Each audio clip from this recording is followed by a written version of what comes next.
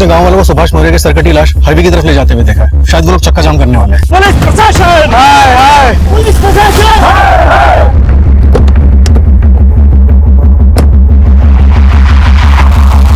Police प्रशासन, हाय हाय, police प्रशासन, हाय हाय, police प्रशासन, हाय हाय, पुलिस प्रशासन, हाय हाय, पुलिस प्रशासन, हाय हाय, पुलिस प्रशासन, हाय हाय, पुलिस प्रशासन, हाय हाय, रुक जाइए, प्रशासन, हाय हाय, रुक जाइए। जब तक सुभाष का कटा हुआ सर नहीं मिल जाता और उनके कातिलों का पता नहीं चल जाता, हम हाईवे को जाम कर रखेंगे। चलो बढ़ो आगे।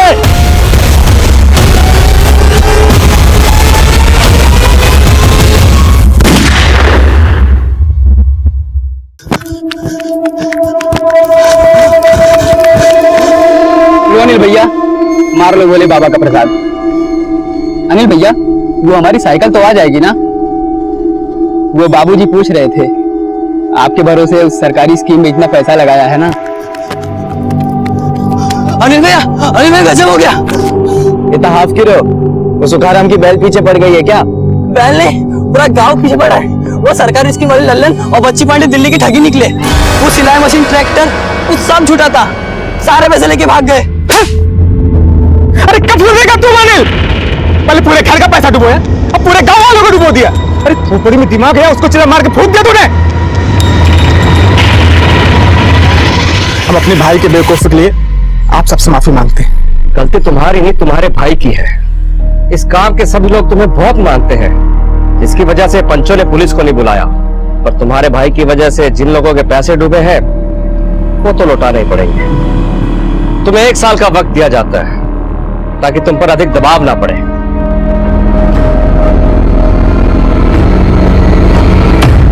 अगर 1 साल तक गांव वालों का पैसा चुकाते रहे तो हमारे पास क्या बचेगा? ये बात अपने लाडले देवर से पूछो। अरे मैं कहता हूँ, झंझटों में पड़ने की क्या जरूरत थी? अरे तो हम क्या जिंदगी भर खेतों में आपकी तरह मजदूरी करते बैठे? भैया आपने तो कभी बड़ा सोचा ही नहीं। अगर दावा सही लग जाता ना तो जिंदगी संवर जाती हमारी। जिंदगी कोई बछड़ा नहीं है जो पैदा होते ही खड़ा हो जाता है। किस्मत और जिंदगी बदलने के लिए मेहनत करनी पड़ती है। भैया मेहनत करने से सिर्फ जरूरतें पूरी होती है, सपने नहीं। चुप रहो, हमारे सपनों के चक्कर में और कितना झेलेंगे हम? अरे तुम मत झेलिए ना। अरे अनिल, क्यों डांटते रहते हैं हमेशा उसे? भाइयों के बीच की बात है, तुम चुप रहो।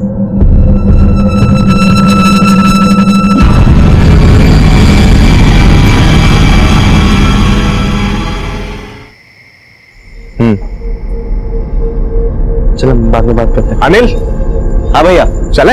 हाँ चले। चला जा।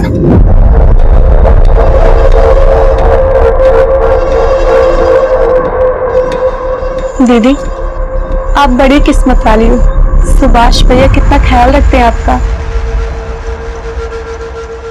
प्रकाश की याद आ रही है? फिक्र मत कर, शहर गया है, बॉर्डर पर नहीं, कुछ ही घंटों में आ जाएगा। उनके लौट के आने से भी क्या होगा दीदी? वो पास होते तब भी यही लगता है कि कहीं और है वो। उदास क्यों होती है? देखिए सब ठीक हो जाएगा। इन्होंने प्रकाश से बात की है।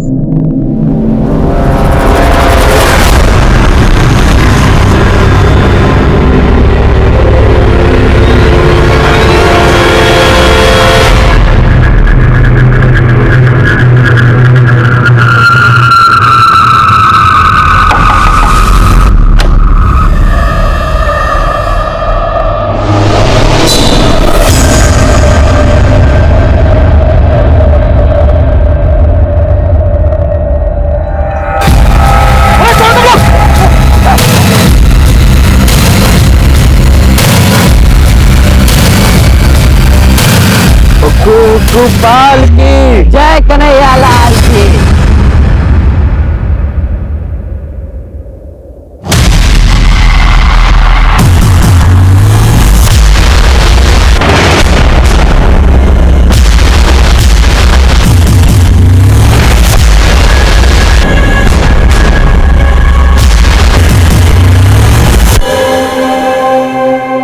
साला तुम में से कोई चिल्लाना, गोली मार दूंगा।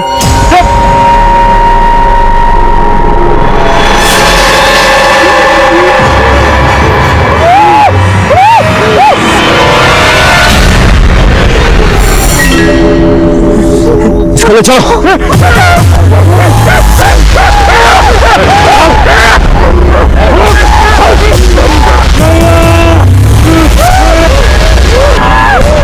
अगर कोई हिला तो गोली मार दूंगा।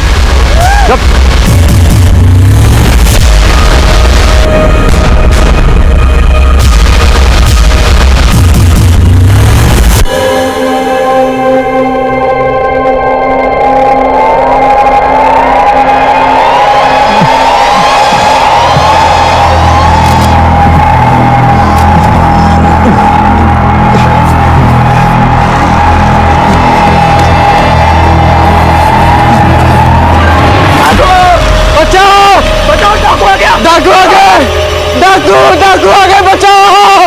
अरे जागो जागो, अरे डाकू आ गए, बाहर निकलो सब, अरे डाकू आ गए।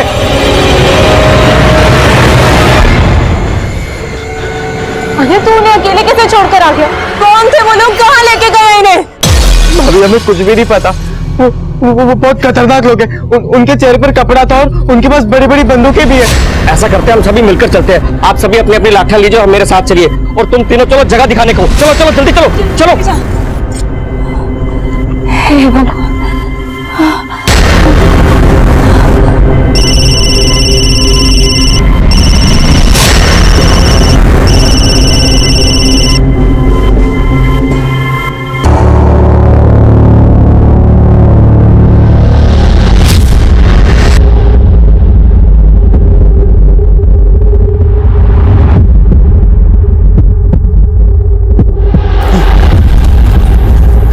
सरपंच जी, ये वही जगह जहाँ पर हम पे हमला हुआ था, वही कई झाड़ियों के पीछे हमें बांध के रखा था।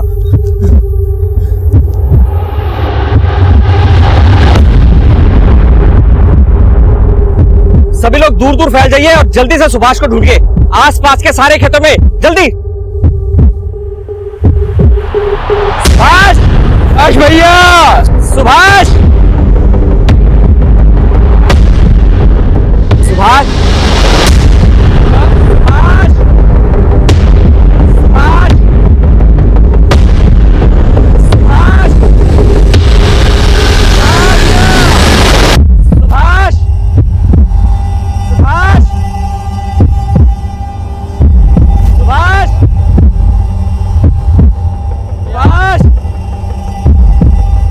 क्या हुआ सरपंच जी? डाकू आए थे, अनिल, पीयूष और धर्मपाल को बुरी तरह से पीटा और शायद वो सुभाष को अपने साथ ले गए। वो कहीं मिल ही नहीं रहा है। क्या? सुभाष! सुभाष भैया! सुभाष! सुभाष भैया! सुभाष! सुभाष भैया! सुभाष! सुभाष! सुभाष!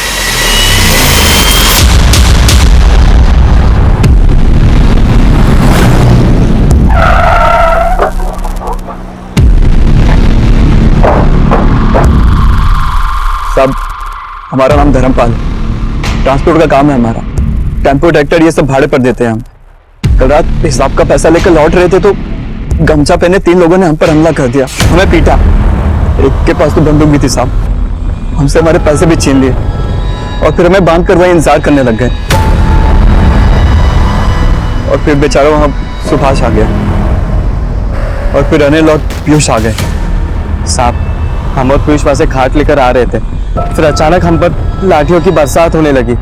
हमें तो पता ही नहीं चल रहा था साहब कि क्या हो रहा है। उन लुटेरों के चेहरे नहीं देखे तुमने, पर उनकी बातें तो सुनी होगी। वो क्या बातें कर रहे थे आपस में? नहीं साहब, आपस में ऐसा कुछ तो बात नहीं कर रहे थे, बस बार बार हमको धमका रहे थे। फिर हम सबको बांध दिया साहब और सुभाष भैया को वहां से पीछे की ओर लेके चले गए। और साहब फिर थोड़ी देर बाद हमने हिम्मत की, अपने हाथ खोले और अपनी जान बचाने के लिए भागे साहब। इससे पहले तुम्हारे गांव में कोई ऐसी वारदात हुई क्या? साहब, इससे पहले भी 1-2 लूटपाट की वारदातें हुई थी, मगर वो लोग ऐसे किसी को साथ में नहीं लेके गए। प्रकाश, तुम्हारे भाई सुभाष की किसी के साथ कोई दुश्मनी थी क्या? सुभाष भैया को हमने इतने सालों में किसी के साथ लड़ते झगड़ते नहीं देखा। शायद कोई ऐसा हो जो ये जानता हो कि रात को सुभाष खेतों को पानी देने जाने वाला है और उसने मौके का फायदा उठा लिया हो। साहब, आमतौर पर खेत में रात को पानी देने मैं जाता हूँ। कल मैंने भैया से कहा कि इस बार मंडी में जाऊंगा। हमें नहीं पता था कि भैया के साथ ये सब हो जाएगा। ये सब हमारे कारण हुआ। अनिल, पीयूष और धर्मपाल, तीनों के बयान बिल्कुल एक जैसे हैं। लग तो यही रहा है कि मामला लूट का है। पर एक बात समझ में नहीं आ रही है, अगर ये मामला सिर्फ लूट का है तो फिर वो लोग सुभाष को अपने साथ क्यों ले गए? सर पूरा खेत और आसपास के जंगलों में शांत है।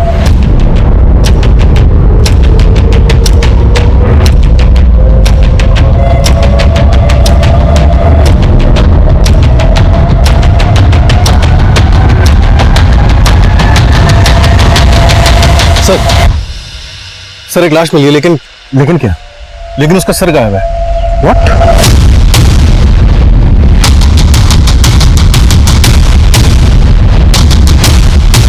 भैया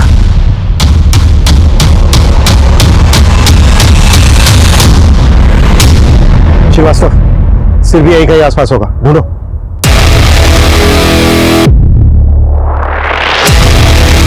रुक चाचा, अरे रोड कह रहा था, मैं संभाल के पकड़ इसको। इस आदमी ने परेशान करके रख दिया यार। अरे चाचा यार, तू अपने इलाज क्यों नहीं करवाता? पानी पीता कम है, निकालता ज्यादा है। अब जल्दी कर, वो उल्टी खोपड़ी गिरा देगा। हाँ चाचा, बैठो जल्दी यार, बैठो बैठे। हाँ चले।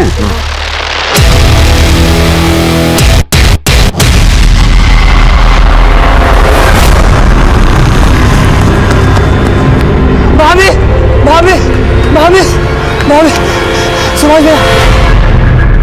सुभाष भैया की लाश मिली है।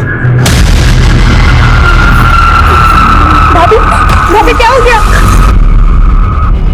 हमने उस इलाके के आसपास का सारा जंगल दोबारा से छान मारा। 15 घंटे चली सर्चिंग के बाद भी सुभाष का सर हमें कहीं नहीं मिला। इस दौरान सुभाष के परिवार के साथ साथ पूरा गांव भी हमारे खिलाफ हो गया। पोस्टमार्टम के लिए वो हमें सुभाष का धड़ सौंपने के लिए तैयार ही नहीं थे। उन्हें समझाने के सारे प्रयास विफल रहे और आखिर में बेकाबू हुए गांव वालों ने चक्का जाम करने का फैसला किया। इससे पहले कि कोई अनहोनी घटे, हमें स्थिति को नियंत्रण में लेना था। गांव वालों का खोया हुआ भरोसा वापस जीतना था। देखिए, हम लोग यहाँ आप लोगों की मदद के लिए ही आए हैं। आप लोग यही चाहते हैं ना कि सुभाष के कातिल पकड़े जाएं? हम भी यही चाहते हैं, लेकिन उसके लिए जरूरी है सुभाष का पोस्टमार्टम होना। मेरे भाई का सर चाहिए मुझे। आपने तो हाथ खड़े कर दिए कि उसका सर नहीं मिला। अगर आप लोगों में से कोई हमारी बात को समझ रहा है तो प्लीज समझाइए इसे। देखो, जितनी देर होगी पोस्टमार्टम रिपोर्ट आने में, उतनी ही देर होगी तुम्हारे भाई को इंसाफ मिलने में।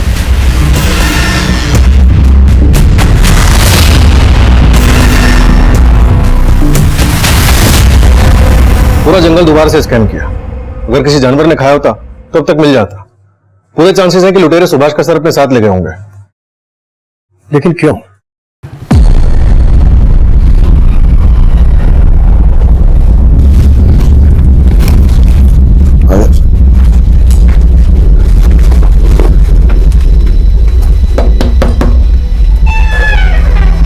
काम हो गया आपका।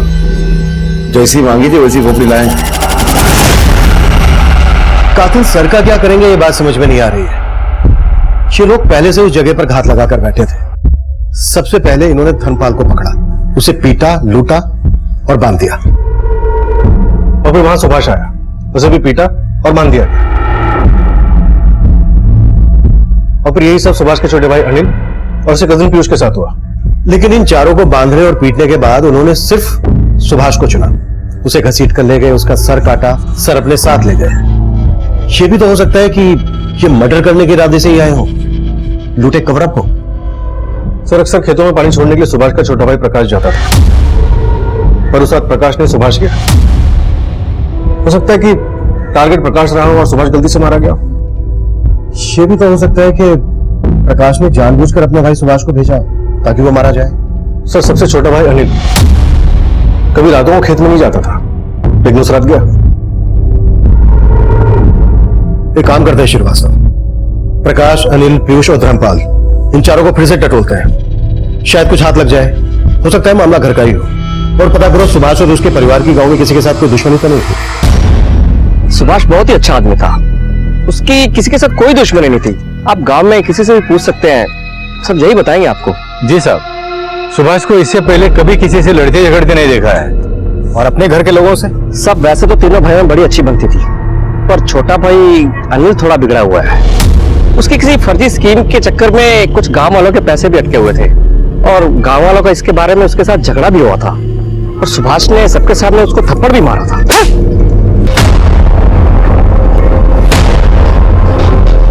वो दिन क्यों चुना? कैसा सवाल है साहब? बहुत ही सीधा सा सवाल है प्रकाश। रोज खेतों को पानी देने तुम जाते थे और तुम्हारा भाई सुभाष मंडी, लेकिन उस दिन उल्टा हुआ और तुम्हारा भाई मारा गया। पर मुझे मालूम होता उस दिन वहां कुछ ऐसा होने वाला है, मैं खुद जाता, भैया को कभी नहीं जाने देता। सब सुभाष, प्रकाश और अनिल, जहां तक हम जानते हैं तीनों भाइयों में बहुत अच्छी बनती थी, सीधे साधे लोग हैं साहब। आप बार बार हमसे वही सवाल क्यों पूछ रहे? साहब हमने हमारे भैया को खोया है और साहब हमें परेशान करने से अच्छा आप जाके भैया के कातिलों को ढूंढिए। हमें आपको जो कुछ भी बताना था ना, हम आपको सब बता चुके। ठीक से याद कर लो अनिल, क्या वाकई में तुमने हमें सब बता दिया? जी साहब, सब बता चुके। पूरी पंचायत के सामने तुम्हारे भैया सुभाष ने तुम्हें थप्पड़ मारा था, ये बात तो तुमने हमें बताई नहीं, और ना ही अपनी उस फ्रॉड सरकारी स्कीम के बारे में हमें बताया। साहब अनिल ने जानबूझ के फर्जी स्कीम सबको नहीं बेची थी साहब, और सब धोखा तो हमारे साथ भी तो हुआ ना साहब। लेकिन सुभाष ने इसके लिए अनिल को जिम्मेदार ठहराया था, उसकी बेइज्जती की थी सबके सामने, इसलिए अनिल ने और तुमने मिलकर सुभाष को ही कहीं। ये क्या बोल रहे साहब आप? ना मैं ऐसा कर सकता हूँ ना अनिल। तो क्या प्रकाश ऐसा कर सकता है? आप पागल हो गए? हमारे लिए और प्रकाश भैया के लिए सुभाष भैया पिता समान थे। साहब कुछ भी बोले जा रहे हो आप। गुस्से की धार अक्सर रिश्तों की डोर काट देती है। जब सुभाष ने सबके सामने तुम्हें थप्पड़ मारा था, गुस्सा तो आया होगा तुम्हें। तीनों भाइयों का रिश्ता इतना कच्चा नहीं था साहब। लेकिन ये बात एकदम पक्की है कि किसी ने तगड़ी दुश्मनी निकाली तुम्हारे भाई से, वरना कोई उसका सर काट के क्यों ले जाता? अगर दुश्मन घर के भीतर का नहीं है तो फिर कौन हो सकता है? हम नहीं जानते। पता नहीं साहब।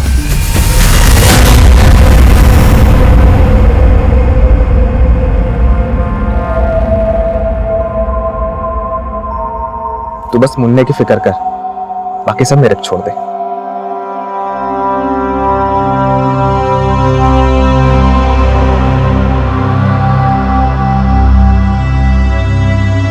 दीदी, मुझे कुछ ठीक नहीं लग रहा है। प्रकाश कभी मंडी नहीं जाते थे, लेकिन उस दिन गए। उस रात जब ये सब हुआ तो हमने उन्हें फोन भी किया था, उन्होंने फोन काट दिया और फिर बंद कर लिया।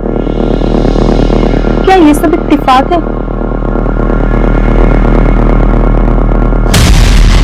प्रकाश, अनिल, पीयूष, धर्मपाल, सबके सब एक ही बात दोहरा रहे हैं। इनमें से कोई तो है जो कुछ छुपा रहा है। कुंडली निकालो सबकी। सर जिस तरह से सर काटा गया उससे लगता है किसी पेशेवर का काम है। 3 लोग थे, किसी गैंग से जुड़े हुए हो सकते हैं। शायद सुभाष के किसी दुश्मन ने सुपारी दी। पंजरिया गांव के आसपास के हिस्ट्री शीटर्स को खंगालो, खबरों को लगा दो काम पर। और रिकॉर्ड्स कब तक आ रहे हैं? कल तक आ जाएंगे सर। गुड। मर्डर का मोटिव पता करना होगा, सुभाष को क्यों मरवाया गया और उसके सर के साथ क्या किया गया।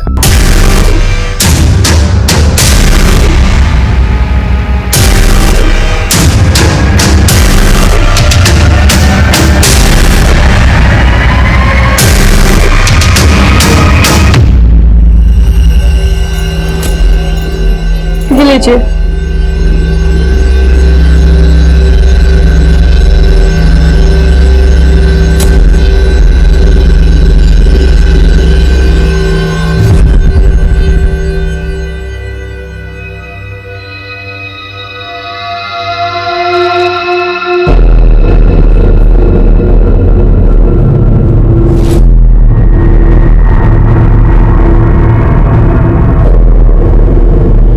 साहब सुभाष के घर पे तो मातम सा छाया हुआ, उसके परिवार के हर मेंबर पे नजर रखे, लेकिन कोई हरकत नहीं दिखाई दी। सब लोग शोक में ही हैं। पर पंजरिया में कोई नया बंदा दिखा जिसने शायद सुभाष की सुपारी ली हो? वो काम भी चल रहा है सर। सुपारी लेने वाले सभी गैंग में छानबीन कर, जैसे कुछ पता चलता मैं आपको बताता हूँ। भाभी अगर उस दिन भैया की जगह मंडी नहीं गए होते, आज सुभाष भैया। हमने उस रात आपको फोन भी किया था, आपने फोन काट दिया और फिर बंद कर दिया। क्यों? हम भाभी से बात कर रहे हैं, अंदर जाओ। हमसे कुछ छुपा नहीं है। ज्यादा होशियार मत दो। क्या बात करें तुमसे? जब से तुम इस घर में आई हो ना, पूरा सुकून छीन लिया है।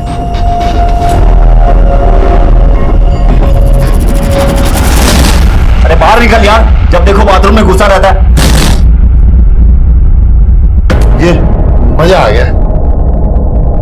मजा आ गया? ऐसा थोड़ी ना होता है, इतनी मेहनत की है, पैसे मिले नहीं है। अरे भतीजे थोड़ा ठंड रख, तेरे चाचा ने डबल डील की है, एक कटे हुए सर के 2 इनाम मिलने वाले। देर सवेर तो होती रहती है। इधर ज्यादा देर रुकना ठीक नहीं है, आके वर्दी वाले कुत्ते सुन लेंगे हमें। अरे भतीजे कहा ना थोड़ी ठंड रख, कुछ नहीं होगा। एक ऐसे ही चाचा भतीजे की जोड़ी देखी थी हमने, दिखने में ऐसा लगता था किसी पागलखाने से भाग कर आए हैं। भतीजे कितनी बार तुमको बोले हमारे रहते जेब में हाथ मत डाला करो। बजा बजा बजा, कितना बोलो? 40। सब कुछ नहीं है। चाचे कितनी बार बोले हैं घर से निकले छुट्टे रखा करो।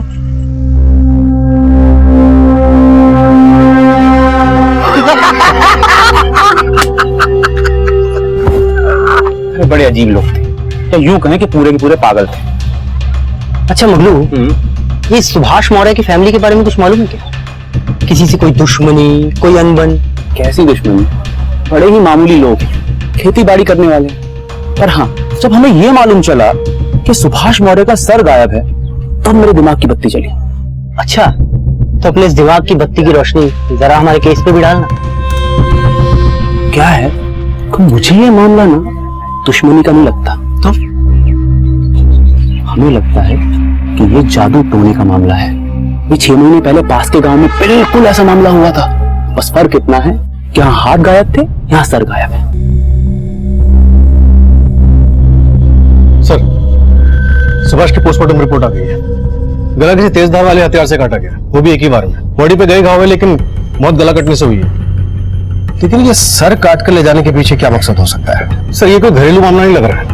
खबरी भोला से फोन पे बात हुई थी, वो भी आ ही रहा है। उसका कहना है कि पंजरिया से कुछ 25 किलोमीटर दूर सूरागंज गांव में कुछ इसी तरह की वारदातें घटी थी। कहना है कि कोई जादू टोने वाला मामला है। जादू टोना यानी नरबली दी गई। लेकिन उस वक्त वहां पर 4 लोग मौजूद थे, उनमें से सिर्फ सुभाष को ही टारगेट क्यों बनाया गया?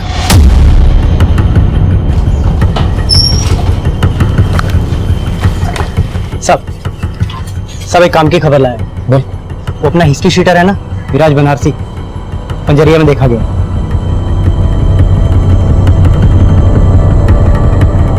विराज बनारसी? विराज बनारसी लूट के काफी बड़े केसेस में इन्वॉल्व रहता है। तो 2000 रुपए की लूट के लिए इतनी मेहनत क्यों करेगा? बाद में कोई वजन नहीं है। एक भारी खबर भी लाए साहब। बोलना।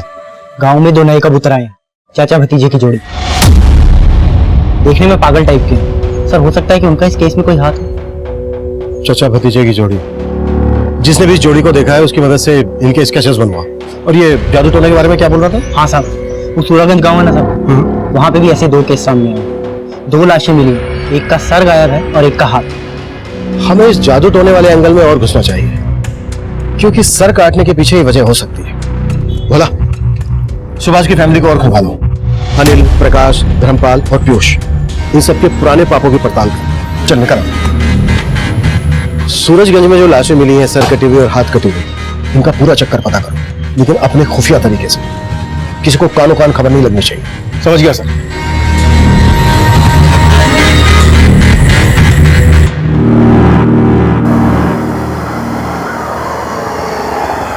नाम तो हमारा इंद्रजीत है, लेकिन जिंदगी से हारे हुए। राहु केतु किस्मत पे ऐसा डेरा डाल के बैठे हैं कि पूछो नहीं। बहुत उम्मीद लगा के तुम्हारे इस गांव में आए हैं भैया। सुना है कोई जादू टोने वाले बाबा रहते हैं यहाँ पे? बाबू सही जगह आए, आओ मेरे साथ। यहाँ एक बाबा सुल्तानपुरी रहते हैं जो रूहानी ताकतों को बस में करना जानते हैं। ऐसा कोई मर्ज नहीं जिसका इलाज ना हो उनके पास में। बोलो तो मैं मीटिंग करा दूं, मगर तुमको मुझे 1000 रुपए देने होंगे।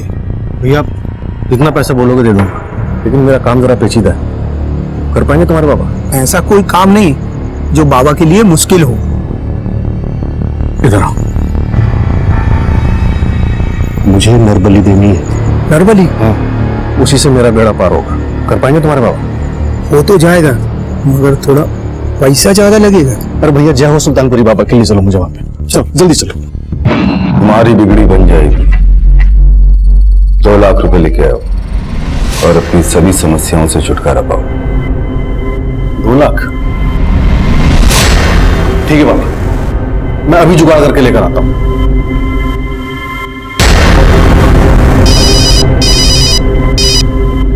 हाँ श्रीवास्तव, सूरज का बाबा सुल्तानपुरी नरबली करने के लिए तैयार हो गया सर। ले आओ इस बाबा को। अब इस पर जादू टोना हम करेंगे हमारे तरीके से सर।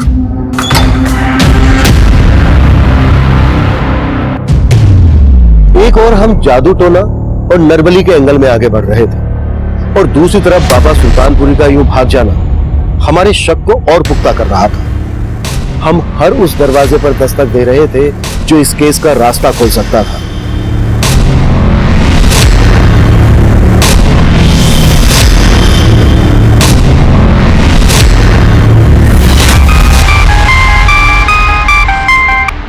हेलो साहब, एक नई बात पता चली है कि सुभाष का भाई प्रकाश पहले धर्मपाल के वहां काम करता था, लेकिन अभी कुछ दिनों पहले धर्मपाल ने उसे नौकरी से निकाल दिया। ये बात ना धर्मपाल ने बताई और ना ही प्रकाश ने। लगता है सुभाष की फैमिली काफी कुछ छुपा रही है हमसे।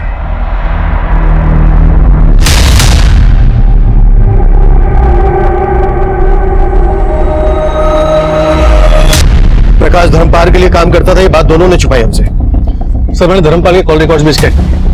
पिछले 1 महीने में उसकी एक नंबर से 2-3 बार लंबी बातें हुई हैं। फिलहाल ये नंबर स्विच ऑफ है और किसी फेक आईडी पे लिया गया। जाहिर है किसी गलत काम के लिए लिया गया होगा। धर्मपाल को भी बुलाओ, प्रकाश को भी बुलाओ।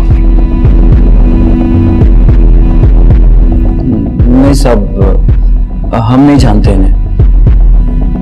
यही पूछने बुलाया था क्या साहब आपने? नहीं, कुछ और भी पूछना था। सुभाष का छोटा भाई प्रकाश तुम्हारे यहाँ काम करता था, ये बात तुमने हमसे क्यों छुपाई? साहब, इसमें छुपाने वाली क्या बात है? वो काम में अच्छा नहीं था, हमने उसे निकाल दिया, तो फिर इसमें कौन सी बड़ी बात हो गई? साहब, आप भी कहां से कहां कनेक्शन ढूंढने में लगे हैं। अरे हाँ, कनेक्शन से याद आया, एक नंबर है, इस नंबर से पिछले महीने तुम्हें 3 बार कॉल आया था। ये नंबर किसी राजवीर चतुर्वेदी के फेक आईडी पर रजिस्टर्ड है। कौन है बंदा? साहब, कैसे याद रहेगा, आप ही बताइए। रोज न जाने कितने फोन आते हैं ये टेम्पो ट्रैक्टर का किराया जानने के लिए। उन्हीं में से किसी से बात हुई होगी हमारी। बाकी इस वक्त ऐसा कुछ याद नहीं आ रहा है। याद आ जाता तो अच्छा होता, क्योंकि अगर तुम्हें याद आने से पहले हमने पता लगा लिया ना, तो बहुत दिक्कत हो जाएगी तुम्हारे लिए।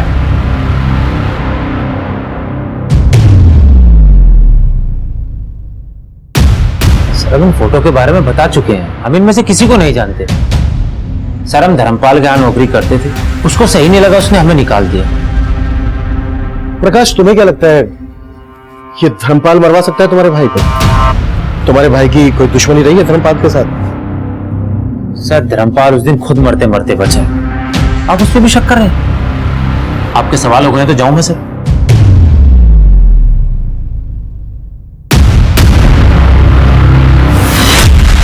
सच बोल रहा हूँ भाई, सुभाष ने प्रकाश की शादी उससे बिना पूछे तय कर दी थी। एक बार हमसे पूछ तो लेते, हमें नहीं करनी है शादी। अरे इसमें पूछने वाली बात क्या है प्रकाश? हमारे बाबूजी ने हमसे पूछ के शादी की थी हमारी। अब देख, हमने जुबान दे दी तो हमारी जुबान की कोई कीमत नहीं है क्या? शादी तेरी सुमन से ही होगी, बस बोल दिए हम। हाँ, सच है कि हम सुमन से शादी नहीं करना चाहते, नाराज थे भैया से। इसका मतलब ये तो नहीं कि हम अपने भैया को मार दें। अगर हमें मारना ही होता ना तो हम अपनी बीवी को नहीं मार देते। मतलब मारने के बारे में तुमने सोचा जरूर था? हम तो ये सोच रहे हैं साहब, आपको गोल गोल घुमाने में दिलचस्पी है, हमारे भैया के कातिलों को ढूंढने में नहीं। हमें शादी के खिलाफ थे, लेकिन हम अपने भैया के फैसलों की इज्जत करते थे। सुमन के साथ शादी करके खुश हो तुम? जी नहीं, काट रहे हैं, बिना किसी शिकायत के काट रहे हैं।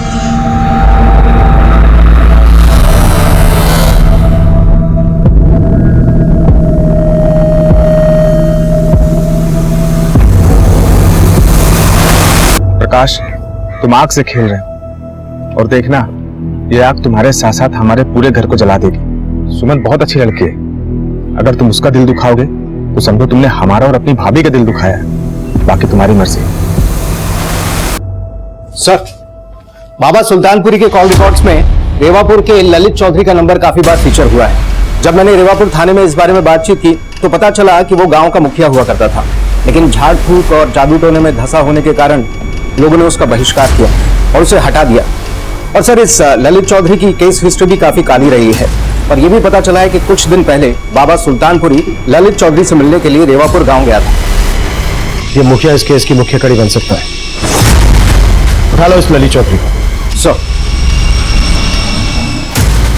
कौन सुभाष और ये कौन बाबा सुल्तानपुरी?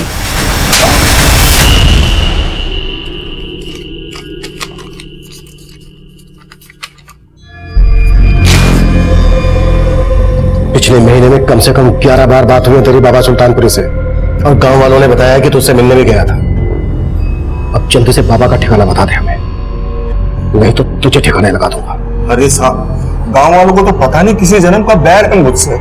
झाड़ फूक के झूठे इल्जाम में मुझे मुखिया की कुर्सी से हटा दिया। अब ये इल्जाम, कसम से साहब मैं किसी बाबा बाबा को नहीं जानता।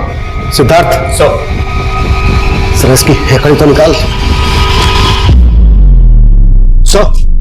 इस ललित चौधरी को काफी तोड़ा, लेकिन लगता है बहुत ही मोटी चमड़ी का है, टूटने का नाम नहीं ले रहा है। लेगा, जरूर लेगा, तोड़ते रहो।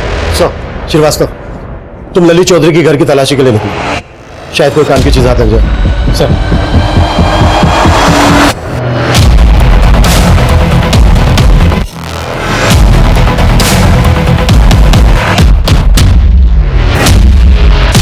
आपने बिल्कुल सही सुना है साहब, ये ललित चौधरी झाड़ फूक में बहुत माहिर है। कई बाबाओं से ताल्लुक है इसके, और कई बार तो रात में अपने खेत में जाके पता नहीं कौन सी काली विद्या आजमाता है। ये ललित चौधरी का खेत कहां पर है?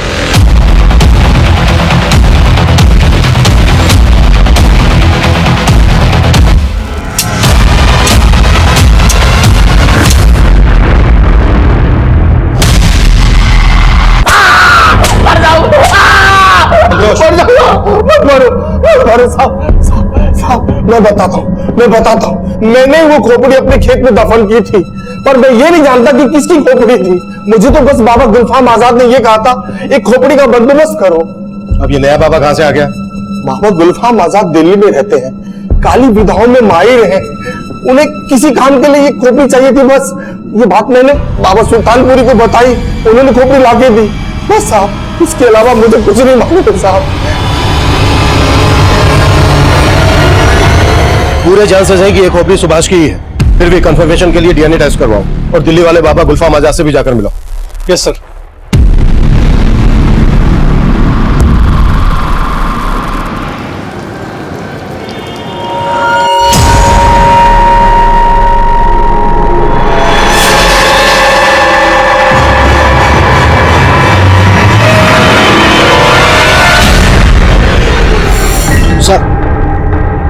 चाचा भतीजा का भी क्रिमिनल रिकॉर्ड रहा है। इनके असली नाम फजलू और बिल्लू है। पंजाब में लूट और मारपीट के 2-3 केसेस में इनका नाम उछला था, कुछ टाइम अंदर भी थे। सुभाष की मौत के आसपास फजलू और बिल्लू अंजरिया में देखे जाते हैं। हो सकता है इस बार ये चचा भतीजे मारपीट और लूटपाट से आगे निकल गए, मर्डर की सुपारी लिए। हिस्ट्री शीटर मिराज बनारसी भी इसी दौरान देखा जाता है।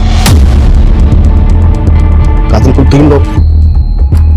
अगर देखा जाए तो कड़ियां जुड़ तो रही हैं, लेकिन कई सवाल भी खड़े कर रहे हैं। अगर हम ये मानकर चले कि इन चाचा भतीजे ने बाबा सुल्तानपुरी को इंसान की खोपड़ी सप्लाई करने के लिए सुभाष का सर कलम किया, तो सवाल ये उठता है कि सुभाष ही क्यों, अनिल, पीयूष और धर्मपाल क्यों नहीं?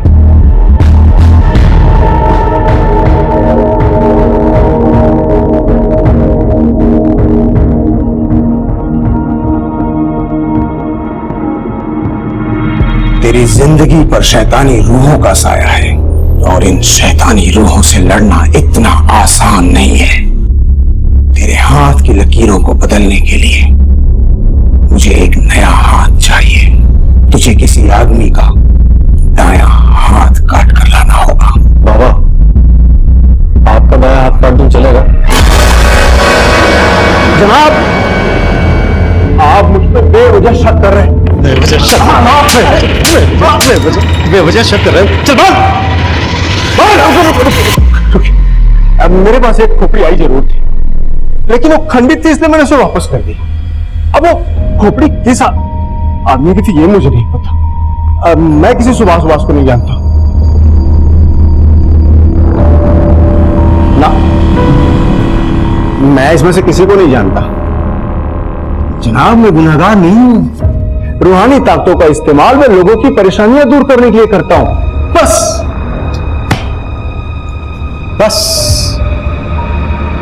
अब खुद की दूर करने के लिए करना, क्योंकि जेल में तुझ पर बहुत सी परेशानी आने वाली है।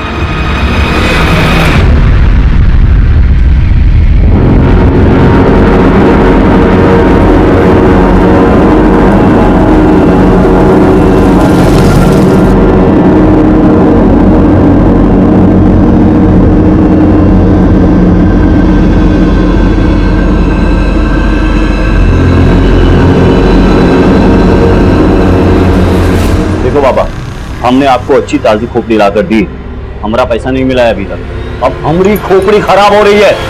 आपको पता है हम कब से अंडरग्राउंड है। लड़के, आवाज नीचे। ओ बाबा जी, अरे भतीजे को धमकाना मत, हमारा पैसा दे दो, हम चले जाएंगे। पैसा अभी नहीं मिल सकता, नई खोपड़ी ले आओ, दुगना मिल सकता। क्या सोच रहे हो चाचा? उड़ा दो अपने भतीजे की खाली खोपड़ी और परोस दो इस बाबा को। अरे बात तो सुनिए साहब, ये सुनिए बात। अरे लेकिन ये वो हमने क्या है भाई? हमारे हाथ सिर्फ वो चाचा भतीजा ही नहीं बल्कि बाबा सुल्तानपुरी भी लगा। तीनों एक ही जगह पर एक ही साथ धर लिए गए।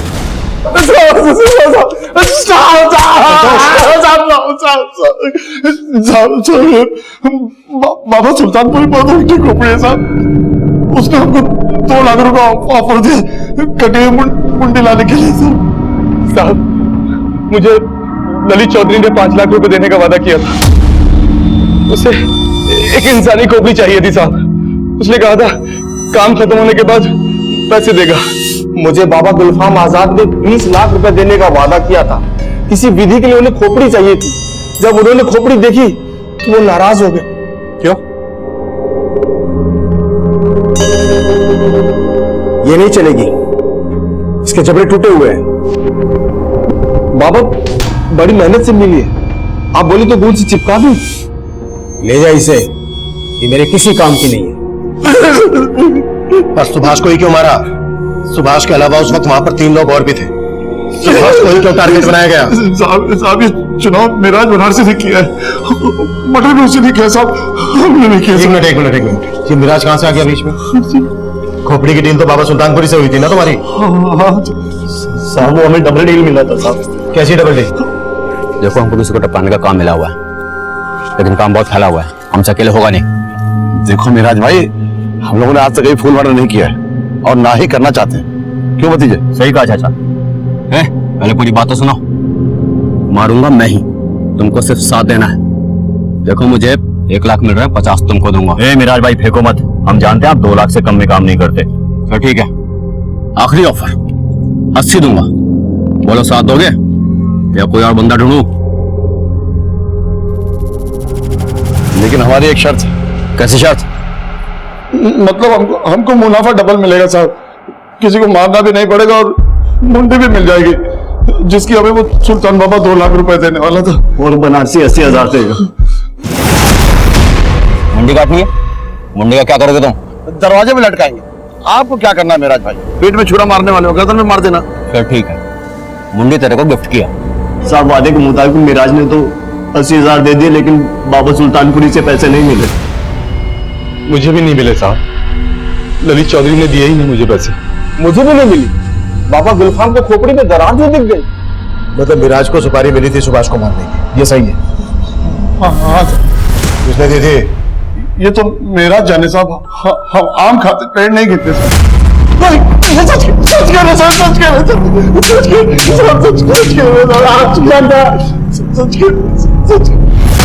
अब ये तो पक्का है कि सुभाष की सुपारी दी गई थी मिराज बनारसी को, लेकिन सुपारी दे कौन सकता है? अनिल, प्रकाश, पीयूष और धर्मपाल, इनके खिलाफ तो कुछ मिला नहीं है। सर, धर्मपाल के कॉल रिकॉर्ड्स में एक फेक आईडी से लिया गया नंबर मिला था ना, हो सकता है वो सुपारी उठाने वाले का, मिराज बनारसी का। पॉसिबल है, उठा लो धर्मपाल को। मैंने कहा था तेरे से कि तेरी याद आने से पहले अगर हमने पता कर लिया तो बहुत दिक्कत होगी तेरे लिए। हमें धर्मपाल से मिराज के बारे में कोई लीड नहीं मिली, तभी हमें हमारी खबरियों से मिराज बनारसी के ठिकाने का पता चला।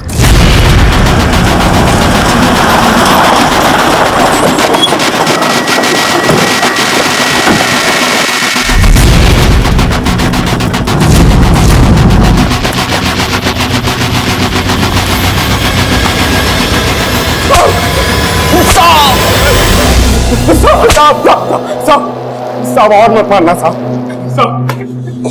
चल हो जा शुरू।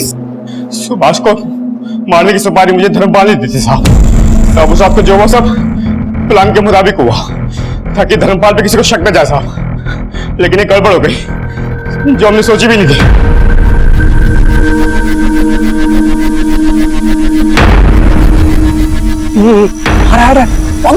जल्दी मारो।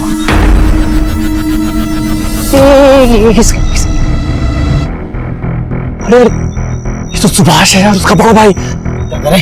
तुमको जो खोपड़ी चाहिए किसकी भी चलेगी। अपने भतीजे के काट कर जाओ। भाई मत। भाई का बदला भाई से लेंगे। मार दो इसे। हम जानते थे कि बड़े भाई सुभाष ने पूरी फैमिली को जोड़कर संभाल कर रखा हुआ है। हमें लगा कि अगर सुभाष ही मर जाएगा तो उसका पूरे परिवार ही बिखर जाएगा और यही सजा होगी उसके किए की। किसकी बात कर रहा है? प्रकाश की, अनिल की? प्रकाश की। एक वक्त था साहब जब प्रकाश हमारे लिए काम किया करता था। हम उससे पूरा भरोसा करते थे। घर से कुछ भी लाना ले जाना हो तो उसको ही भेजा करते थे, लेकिन उसी ने हमारे घर पर डाका डाल दिया। लीजिए भाभी, हो गया आपका टीवी ठीक। कल ही तो ठीक किया था, बार बार बिगड़ क्यों जाता है? नहीं समझे? देखो हमारी आंखों में सुंदर नहीं है क्या हम? जब हमें ये बात पता चली तो हमने उसे काम से ही निकाल दिया और हमारी जिंदगी दुश्वार हो गई। शर्म नहीं आती तुम्हें? मालकिन होकर हमारे मुलाजिम के साथ। अब तुमसे तो कुछ होता नहीं है। मीनाक्षी, खबरदार ऐसी हरकत की तो हाथ तोड़ देंगे। प्रकाश इस घर में आता है, आता था और आता रहेगा, समझे? मीनाक्षी तो बेशरम, लेकिन प्रकाश को तो समझना चाहिए था। अपनी बीवी को धोखा दे रहा था। मेरा और उसका दोनों का घर उजाड़ रहा था वो। अब हमने उसको समझाने की बहुत कोशिश की, लेकिन वो फिर भी हमारे घर पर आता रहा। तो हमने तय कर लिया कि प्रकाश को हमारी बेइज्जती की कीमत चुकानी पड़ेगी। हमने मिराज बनारसी को उसको सुपारी दी और प्रकाश की किस्मत, उस रात उसकी जगह उसका भाई सुभाष आ गया। लेकिन अच्छा ही हुआ साहब, प्रकाश मर जाता तो छुटकारा मिल जाता उसे। वो पूरी जिंदगी मेरी तरह तड़पेगा, अपनी गलती पर रोएगा। यही चाहिए था मुझे, यही चाहिए था साहब।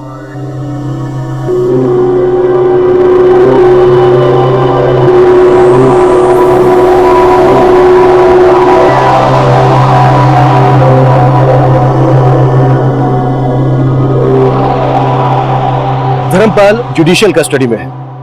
धर्मपाल की पत्नी मीनाक्षी ने कोर्ट में डिवोर्स फाइल कर दिया है और दिल्ली से पकड़े गए बाबा गुलफाम आजाद ने इंटरोगेशन में ये कन्फेस किया कि वो देश के 5 राज्यों में ऑर्गन सप्लाई का रैकेट भी चला रहा था। धर्मपाल के अंदर एक लावा उबल रहा था। उसकी पत्नी की बेवफाई और ताने उसकी मर्दानगी को चोट पहुंचा रहे थे और आखिर एक दिन ये लावा फटा जिसमें एक निर्दोष अपनी जान गंवा बैठा। सुभाष को इस बात का आभास बहुत पहले ही हो गया था कि उसका भाई आग से खेल रहा है। उसने होने वाले जुर्म की दस्तक महसूस की थी और सबको चेताया भी था, पर अफसोस इत्तेफाक के रचे इस खेल ने सुभाष को इस जुर्म का शिकार बना दिया। इस केस में एक और पहलू सामने आया जो हमारे समाज का बहुत बड़ा दुश्मन है। झाड़ फूंक, मैली विद्या, जादू टोने, अंधश्रद्धा। अक्सर ये टोटके डर के साए में पनपते हैं और ढोंगी पाखंडी बाबा इसकी आड़ में फेंका कारोबार करते हैं। किसी दूसरे इंसान की बलि देने से आपकी जिंदगी के सारे कष्ट दूर हो जाएंगे। ये बात सुनने में ही कितनी वाहियात और घिनौनी लगती है, लेकिन दुखद सच्चाई यही है कि लोग न सिर्फ इस पर विश्वास करते हैं बल्कि अमल भी करते हैं। हमारा इस केस को दिखाने का मकसद है देश में चल रही ऐसी अमानवीय रीतियों के खिलाफ लोगों को जागरूक करना। दूसरे लोगों की गलतियों से, उनके अनुभवों से सीखना ही समझदारी है। देखते हैं हमारे आज के एपिसोड की दूसरी कहानी।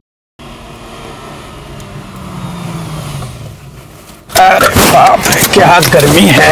पण जेवण चांगलं होतं। हो, शादी का खाना तो बढ़िया था। और गुलाब जामुन तो बहुत ही टेस्टी था। अच्छा, तुझे गुलाब जामुन बहुत पसंद है? चलो तेरे शादी में उसी कैटरर को बुकिंग करेंगे।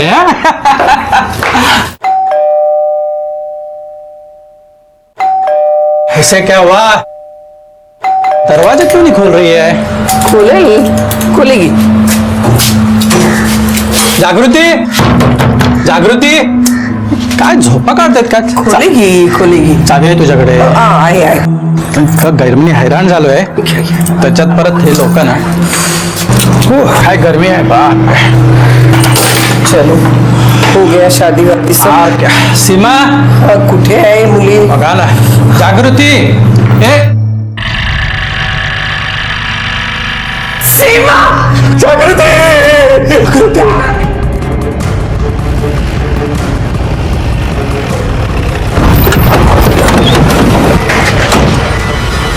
सर ये तो जागृति का घर है. क्या? हाँ सर. क्या हुआ? सर ये घर जागृति राणे का है. कौन? हमारे डिपार्टमेंट के. एक्चुअली हमारे थाने में हेड कांस्टेबल है. आओ देखते हैं.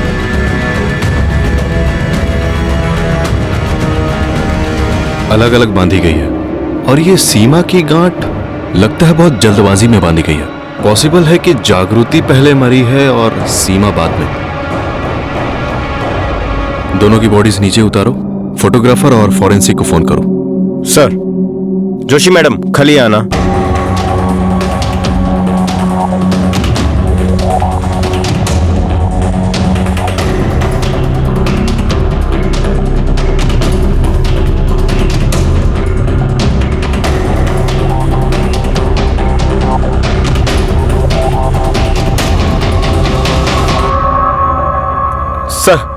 सर हम सब बहुत शॉक में हैं. बहुत बड़ा झटका लगा है हमें. ये लोग तो अभी आपसे कोई बात नहीं कर पाएंगे. आप कौन? सर मैं प्रशांत हूं, जागृति का मंगेतर.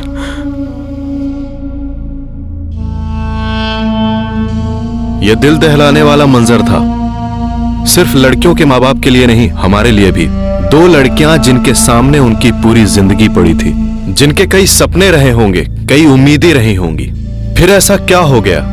उन्होंने जिंदगी से मुंह मोड़ लिया या जिंदगी ने उनसे?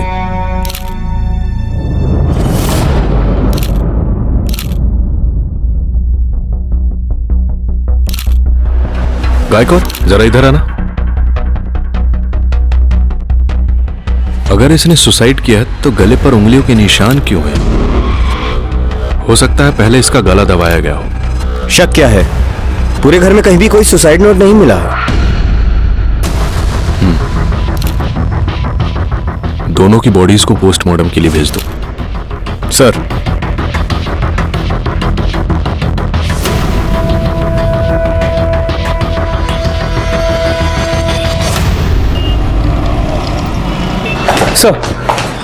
जागृति और सीमा की पोस्टमार्टम रिपोर्ट के मुताबिक दोनों की मौत दोपहर 1 और 3 के बीच हुई. और जागृति के गले पे जो उंगलियों के निशान हैं वो उसके खुद के थे. मौत की वजह? सर गला घोटने से. ये कैसे पॉसिबल है गायकवाड़? कोई खुद अपना गला घोट के कैसे मर सकता है? और उसने क्या पहले अपना गला घोटा और फिर अपने आप को लटका लिया? कोई है जो हमें घुमाने की कोशिश कर रहा है. हो सर. और आपका ये शक भी सही निकला कि सीमा की मौत बाद में हुई थी. सर सीमा की मौत सफोकेशन से हुई और जागृति के करीब 20 मिनिट बाद पहले किसी पॉलीबैग से उसका दम घोटा गया और फिर उसे लटकाया गया. आणि सर सगळ्यात महत्वाचं म्हणजे ये सीमा प्रेग्नेंट थी. एक चीज तो क्लियर है गायकवाड़, हमें सुसाइड की नहीं, हमें मर्डर की इन्वेस्टिगेशन करनी है. हो सकता है ये एक आदमी का काम हो या हो सकता है ये 2 अलग अलग लोगों का काम हो. एक काम करो, इनके सारे फैमिली मेंबर्स की मोबाइल लोकेशन निकलवाओ, देखते हैं सबसे बड़ा मोटिव किसके पास है. और तब तक इनके माँ बाप से बात करते हैं, देखते हैं वो क्या कहते हैं. पोस्टमार्टम के बाद हमें ये पता चला है कि आपके बेटियों ने सुसाइड नहीं किया, उनका मर्डर हुआ है.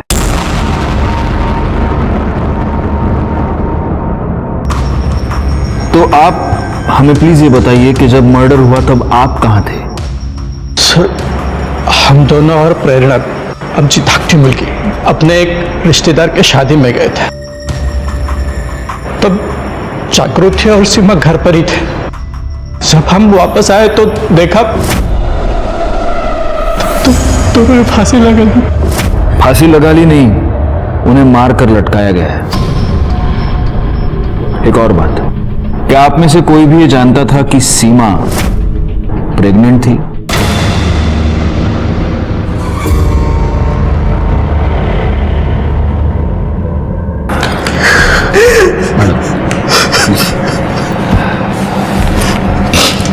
प्रशांत, प्रशांतच ना? जी। जब मर्डर हुआ तब तुम कहाँ थे? घर पे ही था सर। सर मैं 12 बजे से जागृति का फोन ट्राई कर रहा था, लेकिन उसने उठाया ही नहीं। उसने कॉल बैक भी नहीं किया, वरना नॉर्मली वो मेरा मिस कॉल देखते ही कॉल बैक करती थी सर। क्यों नहीं फोन उठा? नाराज थी तुमसे? झगड़ा हुआ था तुम्हारा? सर झगड़े किसके बीच में नहीं होते, लेकिन हमारे बीच में ऐसा कोई झगड़ा नहीं हुआ कि वो सुसाइड कर ले। सुसाइड नहीं प्रशांत, मैंने कहा ना मर्डर हुआ है। वैसे सीमा का कोई अफेयर? नहीं साहेब, असं काय नव्हतं, पर हो कॉलेज में एक संजय नावाचा मुलगा होता। वो सर रात दिन उससे फोन पे बातें किया करती थी, बहुत टोका, लेकिन उसने कभी सुना ही नहीं। संजय, ठीक है, अभी आप जा सकते हैं। अगर हमें जरूरत पड़ी तो हम आपको वापस बुला लेंगे। एक लेडी कांस्टेबल की हत्या करके उसे सुसाइड का रूप देने की कोशिश की गई थी। नमस्कार, मैं inspector Rajesh Jadhav, crime petrol Dastak के आज के इस भाग में आप सबका स्वागत करता हूं। 3 दिन पहले नासिक के जिस पुलिस स्टेशन में मेरी पोस्टिंग हुई थी, वहां की हेड कांस्टेबल जागृति राणे और उसकी छोटी बहन सीमा राणे, इन दोनों की लाश उन्हीं के घर में छत से लटकी हुई मिली थी। क्या जागृति राणे को इस क्राइम की दस्तक मिली थी? जरूर मिली होगी, लेकिन वो उसे समझ नहीं पाई और इस बात का मुझे बड़ा दुख है। मेरे साथी पीएसआई गायकवाड़ जागृति के साथ काफी अरसे से काम कर चुके थे। गायकवाड़ ने मुझे जागृति की जिंदगी के बारे में कुछ ऐसी बातें बताई जिनमें उसकी हत्या का राज छिपा हो सकता था। काही बोलतो? अहो मुलीला बोलवा आता. लवकर घेऊन ये जागृतीला, मुहूर्ताची वेळ होत चालली आहे ना. हो आता चालते. भाई, वहीनी के बहादुरी के इनाम देखे तूने? हाँ, पुलिस वाली है बेटा, तू तो गया काम से. अरे माझा सोड, तू तुझं बघ. अगर उसे पता चल गया ना कि तू सारे 2 नंबर के काम करता है तो मुझसे पहले ना तेरी बैंड बज जाएगी. हाँ, अरे लेकिन उसको ये बात बताएगा कौन? मैं और कौन? क्या यार तू भी कभी.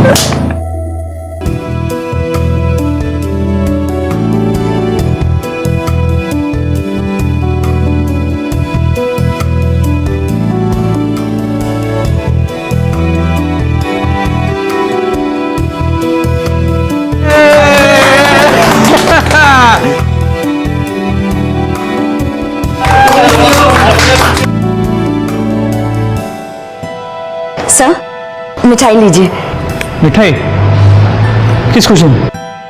वो सर मेरी एंगेजमेंट हो गई. हो wow, good news, congrats. Thank you sir. लेकिन ये इतनी कंजूसी क्यों? एक लड्डू, मुझे पूरा बॉक्स चाहिए. ठीक है सर, कल आपके लिए पूरा अलग से एक बॉक्स लेकर आऊंगी, सिर्फ आपके लिए. पक्का लेके आना. जागृति बहुत खुश थी सर, उसका तो प्रमोशन भी ड्यू था.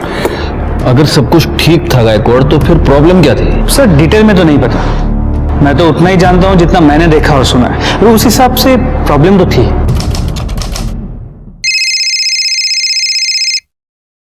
हेलो. आजकल बहुत बिजी रहती है तू, मेरा फोन भी नहीं उठा रही. कस्टमर था क्या? आजकल एक रात का क्या रेट चल रहा है तेरा? वैसे आज देख बड़ी कमाल की रही है तू. सुन तो बताना कितना ले रही है एक रात का? अरे बाप रे, शक्ल तो देखो.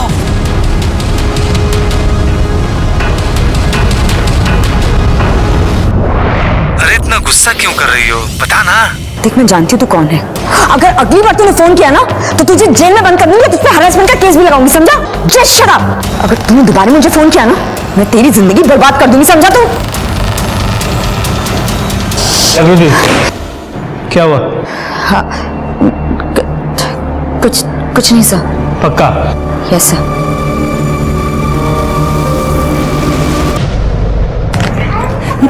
वाली कैसी है? बहुत अच्छी है. ले लो ले लो ले लो. हाँ ले लो. अरे तुम्हें ये सब खुद खरीदने की क्या जरूरत है? तुम्हें देने वाले तो बहुत बैठे हैं.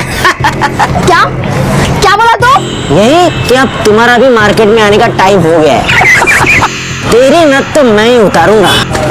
जाके अपनी माँ की नत उतार, समझा ना? बकवास बंद कर अपनी. अरे छोड़ नहीं तू चल. अरे मैं तो कह रहा हूँ मुंह लगी लो हमारे. चल यहाँ से, मैं कह रही हूँ ना. क्या बदतमीजी है? क्यों परेशान कर रहे हो मेरी बेटियों को? अरे हम कहाँ परेशान कर रहे हैं, हम तो बस पूछ रहे थे कि दोनों कब से मार्केट में आ रही है ताकि एडवांस में बुकिंग करवा ले। सुना है बड़ी वाली से बहुत अच्छी इनकम हो रही है, छोटी वाली को भी रख लो काम पर, बिजनेस दुगना हो जाएगा। कस्टमर रेडी है। चलो यहाँ से। और हाँ, ये जो भी कुछ हुआ ना उस बारे में तुम्हारे बाबा को कुछ नहीं बताना, ठीक है? चलो। बेकार में तू फैमिली वाला बन के घूम रहा है। क्यों, क्या हुआ? कितनी चीजें हैं मजा करने के लिए। अरे यार कितने तरीके निकल आए हैं। पैसे दो, ऐश करो और निकल जाओ। अरे कुछ भी यार क्या? अरे एक तरीका तो ये देख, ये तेरे सामने ही है, ये देख।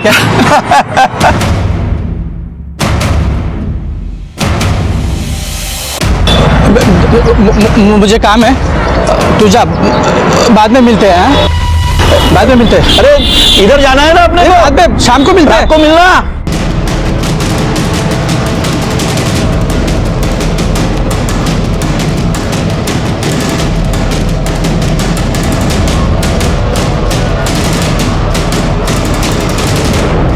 कहाँ है? हैं? आज तेरी वजह से मेरा सर शर्म से झुक गया है। नालायक कहीं की, जिस दिन पहली बार तुझे पुलिस के वर्दी में देखा था ना, जितनी खुशी हुई थी उससे ज्यादा दुख आज मुझे ये देखकर हुआ है। तू एक उपकार करना मुझ पे, मत मिला मेरी इज्जत मट्टी में। एक लड़का ढूंढ, उससे शादी कर और निकल जाए इस घर से। नहीं तो ना तेरी वजह से ना इन दोनों से भी कोई शादी नहीं करेगा। बाबा, इसमें मेरी क्या गलती है? अरे ये तेरी ही गलती है। पता नहीं और क्या क्या देखना पड़ेगा मुझे इस घर में, पता नहीं।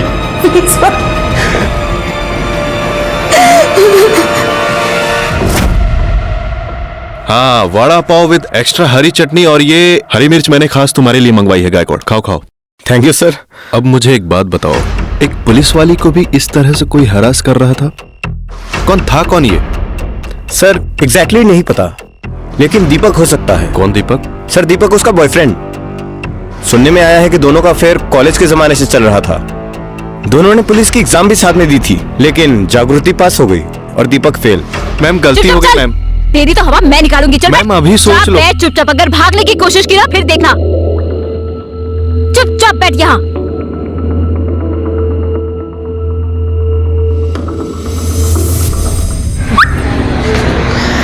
और बिड़ू,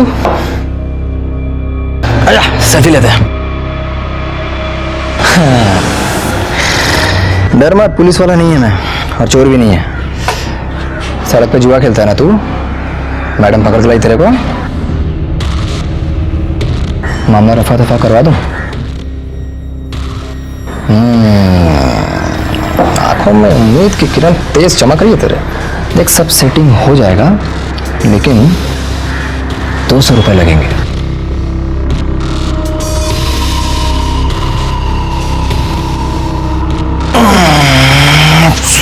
सेटिंग और क्या सोचना पड़ेगा कैसे। दीपक, तुम यहाँ क्या कर रहे हो? अरे तेरे से मिलने को आया ना मैं। एक मिनट जरा बाजू ना। अरे हाँ ना। अरे सारी बच्चे को क्यों पकड़ा तूने? जाने देना बाबा, इसे इसकी गलती का एहसास हो गया, नहीं करेगा अभी ये। तू करेगा देख। और सुनना, अपनी पहचान वाला है, अगर मैं उसे नहीं छुड़वा पाया ना तो खामखा मेरी इज्जत की धज्जियां उड़ जाएगी। गायकवाड़ से राउंड करे, वरना इसे तो मैं 2 दिन के लिए जेल में डालती, सारी अक्कल ठिकाने आ जाती। अरे अक्कल ठिकाने लगा ना मैंने इसका। सॉरी बोल, सॉरी, कान पकड़ इधर, सॉरी सॉरी बोल, प्लीज जाने देना यार। इस बार छोड़ती हूँ, अगली बार तू सड़क पे जुआ खेलते दिखाई दिया ना, निकल यहाँ से। दीपक तुम भी कैसे कैसे लोगों के साथ तुम स्माइल। दीपक, अरे अच्छी तरह से स्माइल करना। कैसे कैसे लोगों से मिलते जुलते रहते हो तुम? तो फोटो आया देख, है ना? ये ना ड्यूटी बाद क्या कर रही है तू? फिल्म देखने चले? वैसे भी यार बहुत दिन हो गए हम दोनों कहीं साथ बाहर गए हुए। आगे लेके परसों ही तो गए थे। 1 मिनट भी तुझसे अलग रहता हूँ ना तो ऐसा लगता है कि सदियां बीत गई हैं, और तू परसों की बात कर रही है। चलना यार प्लीज। चल ड्यूटी के बाद तुझे फोन करती हूँ। हाँ करेक्ट। और सुन, यूनिफॉर्म बदल कर आना, वरना लोगों को लगेगा कि तू मुझे भी अरेस्ट करके ले जा रही है। पागल पागल कैसा ही तो बोल। यहाँ से मैं ड्यूटी पे आता हूँ ना, मैं रोज रोज आता हूँ क्या इधर? ओ साहब,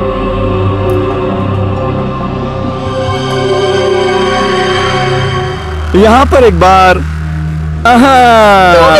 ये सही फोटो है ना? तुझे सुरभि अंकल याद है? अरे वो जिनका केरोसिन का दुकान है ना? हाँ हाँ। हाँ वो ना अब मेरे लिए जॉब ढूंढ रहे हैं। वाह गुड। यार गुड तो है, पर मेरे को ना, मेरे को क्या मतलब, तेरे को भी उनके लिए कुछ करना चाहिए। मुझे? हाँ मतलब ज्यादा कुछ नहीं, वो पुलिस केरोसिन का ब्लैक करने वालों की दुकान पर रेड मारती है ना? हाँ। तो रेड मारने से पहले तुझे तो पता चल ही जाता होगा। हाँ तो जब उनके दुकान पर रेड पड़ेगी तो तू मुझे पहले बता देना, क्या है कि उनका नुकसान होने से बच जाएगा और मेरी जॉब भी लग जाएगी। हाँ? तो पागल है क्या दीपक? सुबह वो जुआ खेलने वाले को बचा रहा था और अब ये ब्लैक करने वाले को बचा रहा है। अरे यार बचा कहाँ रहा हूँ मैं, इसको गिव एंड टेक बोलते हैं जागृति, बिजनेस बिजनेस। अच्छा कैसे? देख मेरी जॉब लगेगी तभी तू अपने घर में हमारी शादी की बात कर पाएगी ना, समझना यार, छोटा सा तो काम है। प्लीज यार प्लीज दीपक। अरे यार प्लीज जान मान जा प्लीज। ठीक है बता दूंगी। चल अब पानी पूरी खा। हाँ पानी पूरी खिलाइए। ये जागृति कभी समझ नहीं पाई कि दीपक उसका फायदा उठाने की कोशिश कर रहा है। सर शुरू में तो नहीं, लेकिन बाद में उसे पता चल गया कि थैंक यू सर। बाद में उसे दीपक की हरकतों के बारे में पता चल गया। एक दिन जब उसने देखा कुछ दुकान वालों ने अपनी दुकानें इलीगल तरीके से आगे बढ़ा ली हैं, तो वो ये सब क्या चल रहा है यहाँ? हाँ तुम्हारी दुकान की लिमिट वहाँ तक है ना, ये यहाँ तक कैसे है सामान सारा? इलीगल है, हटाओ यहाँ से, लौकर लौकर। अरे मैडम मालूम है इलीगल है, लेकिन इसी बात का तो हम आपको हफ्ता देते हैं। वो आपके मंगेतर दीपक हर हफ्ते हमसे पैसे लेके जाता है। बकवास मत कर। मैडम हमसे गेम क्यों खेल रहे हैं आप? ये मैडम से तमीज से बात कर। साहब अभी तक हमने बदतमीजी नहीं की है, लेकिन गरीब आदमी को आप इसी तरह परेशान करेंगे ना तो तमाशा खड़ा करना हमको भी आता है। ए महेश, फिरोज, अरे भाई इधर आओ जल्दी। क्या बात है भाई, क्या हुआ? अरे हुआ ये है, ये मैडम के जो मंगेतर है ना हमसे वो हफ्ता लेकर जाते हैं और ये जो है ना, क्या चुप हो जाए? सुनो मैडम, मेरे साथ आओ, यहाँ पे आओ। पैसा देते हैं, कोई फ्री में नहीं हम दुकान लगाते हैं इधर। देखो ये सब लोग सच बोल रहे हैं और मैंने खुद भी देखा है। दीपक तुम्हारा नाम लेकर इन लोग से पैसे लेता है। मैंने बहुत बार सोचा तुम्हें ये सब बताऊं, लेकिन बता नहीं पाया क्योंकि तुम तो। वर्दी क्या कर दिखा रही है मेरे को?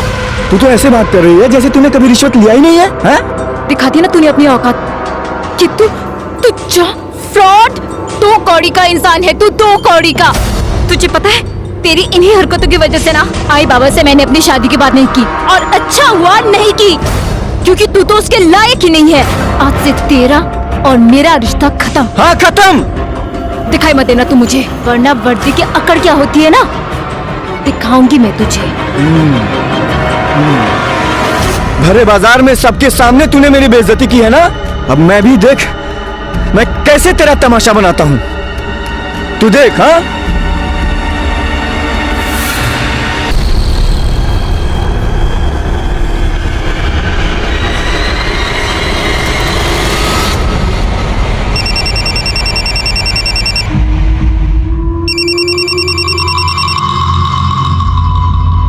बोल।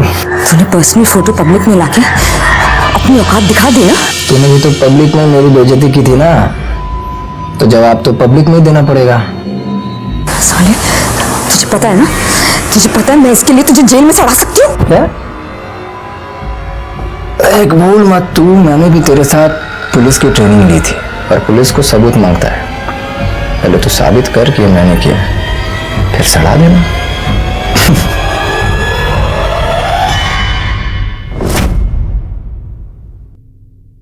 बात तो सही है, सबूत तो चाहिए, और इसीलिए दीपक को उठाने से पहले ये पता करो कि जागृति का जब मर्डर हुआ तब उसकी मोबाइल लोकेशन क्या थी। हो सर। अच्छा एक बात बताओ गायकवाड़, ये रमेश पवार कौन है? 3 दिन हो गए मुझे यहाँ हुए, मैंने देखा तो नहीं उसको। छुट्टी पर है क्या? सर छुट्टी पे नहीं है, सस्पेंडेड है। क्यों? सर एक्चुअली उसके सस्पेंशन का कारण भी ये जागृति ही थी। मतलब क्या हुआ, तबीयत खराब है? अरे खाना भी नहीं खाया अब तक? हाँ, बस मन नहीं कर रहा था। परेशान हो? कहीं दीपक तुम्हें तंग तो नहीं कर रहा? नहीं, ऐसी कोई बात नहीं है। देख, तुम अगर बताना नहीं चाहती तो चलेगा, लेकिन तुम्हारा मूड पहले से ही खराब है, मैं देख पा रहा हूँ। लेकिन खाना छोड़कर अपनी तबीयत को खराब करनी है, बराबर है कि नहीं? चलो खाना खाओ। नहीं, मैं बात। अरे खा लो बाबा, इतनी कितना टाइम भूखी रहोगी?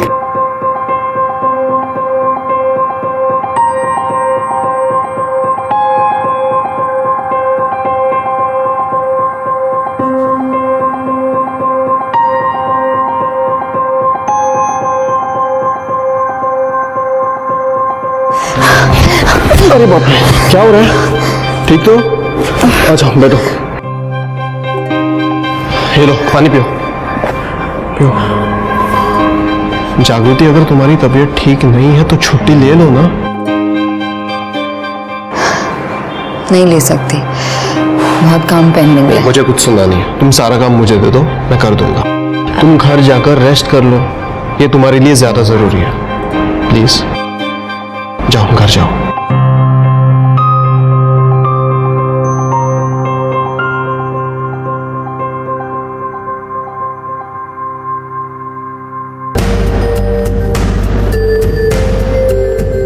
नाइट ड्यूटी है ना, चाय तो लगेगी, इसलिए तुम्हारे लिए भी लाया हूं। लो।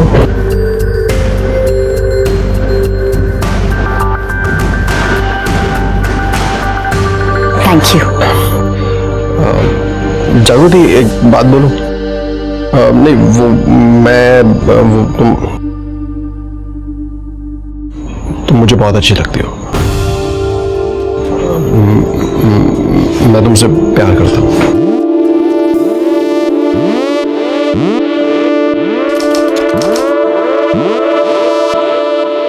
तो शादी का क्या इरादा है? कब करनी है शादी? तुम बताओ कब करनी है? अगले महीने, अगले हफ्ते, या फिर कल? जब तुम बोलोगी तब मैं करूंगा। मेरा प्रमोशन ड्यू है, तो सोच रही हूँ अगर प्रमोशन हो जाए फिर करते हैं शादी। ठीक है।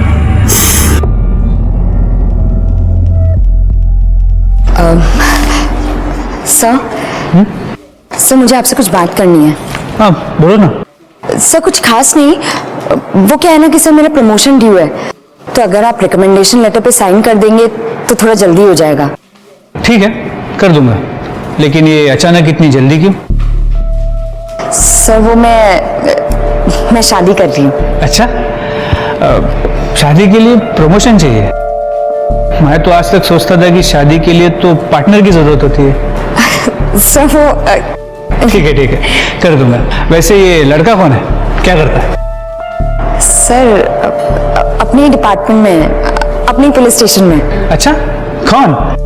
रमेश पवार। रमेश पवार? जी। तुम उससे शादी कर रही हो? जी सर। जरा बुलाओ उसे।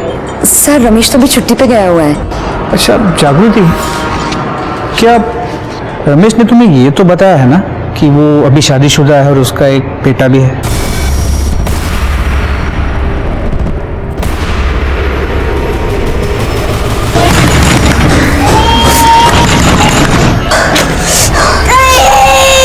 रमेश का है। कौन है आप? कौन है रमेश? का बुलाओ उसे। अरे आपको बोलना ना। तुम यहाँ क्या कर रहे हो? तो हाँ, तूने कभी मुझे बताया क्यों नहीं कि तू शादीशुदा है? हाँ, ये क्या बात कर रही हो? तुम तमीज से बात कर। मैं तमीज से बात करूँ? मैं तमीज से बात करूँ? तूने मेरी जिंदगी बर्बाद कर दी। अब तू देख, सबके सामने तुझे कैसे मल्ला करती हूँ। अरे बात सुनो, देखो देख। तूने क्या सोचा मजा लेके निकलने का तू? हाँ, तूने मुझे ही नहीं अपनी बीवी को भी धोखा दिया है। तेरी इस मजे को ना मैं तेरी सजा बना दूंगी, देखा तू। कब से प्यार से बात करूं, तेरे को समझ में नहीं आ रहा क्या? सोने प्यार क्या होता है? सोने तुझे कुछ कबूल नहीं पता। रमेश छोड़े। सर ये मेरे ऊपर इल्जाम लगा रही है, इसका खुद का भी तो ऑफर चल रहा था। मैं कब से इसका तुम दोनों पुलिस वाले हो, और इस तरह पब्लिक में तमाशा कर रहे हो, क्या इज्जत रह जाएगी? हाँ, तुम दोनों अभी के अभी मुझे पुलिस स्टेशन आके रिपोर्ट करोगे। बड़े शर्म की बात है, हमारे डिपार्टमेंट में भी ऐसे लोग हैं जो लड़कियों को सिर्फ इस्तेमाल करने की चीज समझते हैं। बहुत बुरा हुआ इस जागृति के साथ। उसने जिस जिस पर भरोसा किया उन सब ने उसे धोखा दिया। Sir excuse me. हाँ बोला।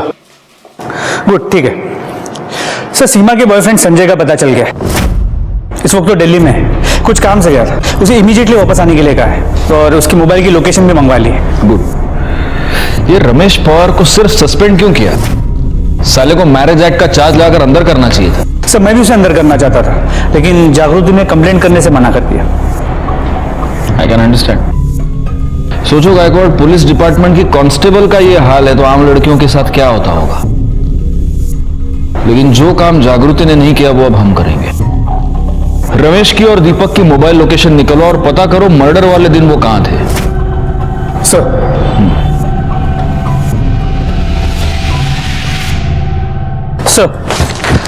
मोबाइल लोकेशंस के मुताबिक जागृति के मर्डर के वक्त दीपक और रमेश की मोबाइल की लोकेशन सेम थी। मतलब पॉसिबल है कि ये दोनों साथ में हो। पर ये दोनों तो एक दूसरे के ऑपोजिशन में हैं, तो ये साथ में क्या कर रहे थे? कहीं ऐसा तो नहीं कि ये दिलजले फ्रॉड आशिक इन दोनों ने मिलकर ये मर्डर्स किए हों? एक काम करो, अपने खबरियों को काम पर लगाओ। अब सच क्या है ये दोनों खुद बताएंगे।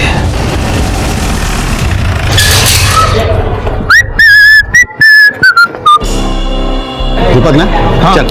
अरे किधर साहब? चलना, बता तो चल। बताओ तो कहीं। चलना। अरे किधर ले जा रहा, बताओ ना। वो जागृति राणे मर्डर केस में साहब ने तेरे को पुलिस स्टेशन बुलाया, चल। हाँ तो चलता हूँ ना साहब। हाथ छोड़ो ना साहब, इधर इज्जत है अपनी। हाँ छोड़ना भाई, जा रहा हूँ ना। देखिए हाँ खामखा आप भी हटना इधर से, पकड़।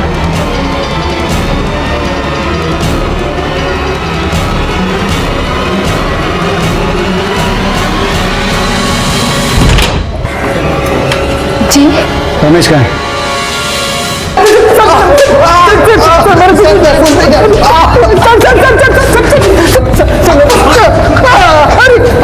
गायकवाड़, सर मैंने कुछ नहीं किया सर। चलो अब सच सच बताओ कि तुमने जागृति और सीमा को क्यों मारा और कैसे मारा? सर मैंने किसी को नहीं मारा। मैंने तो कई दिनों से उसकी शक्ल तक नहीं देखी सर। मैंने उसे नहीं मारा। तू पुलिस वाला है ना? तू तो ये जानता ही होगा कि मोबाइल लोकेशन क्या चीज होती है। तुम दोनों की मोबाइल लोकेशन ये बता रही है कि जब जागृति और सीमा का खून हुआ उस दिन दोपहर से लेकर रात तक तुम दोनों एक दूसरे के साथ थे। और ये तेरा पार्टनर, इसने तो भागने की कोशिश की, तो ये साबित हो गया कि इन दोनों का खून तुम्ही ने किया है। सर हम दोनों एक साथ ही थे, लेकिन जागृति को मारने के लिए नहीं, दारू पीने के लिए। इसने मुझे फोन किया था और दारू पीने के लिए बुलाया था। हाँ सर, दारू पीना बहुत बुरी बात है। और तुम दोनों एक दूसरे के इतने अच्छे दोस्त कब से हो गए?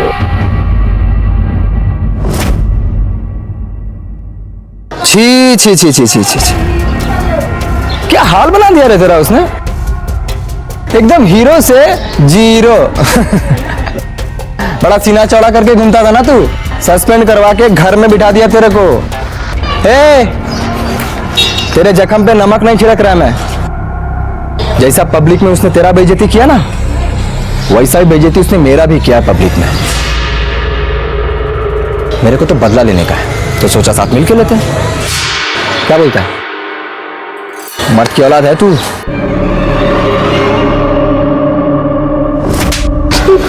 और तुम ना बर्दों ने अपनी मर्दानगी निकालने के लिए ये तरीका ढूंढ निकाला, एक लड़की को बदनाम किया। सर सारे आइडियाज इसके थे, मैंने तो बस इसका साथ दिया।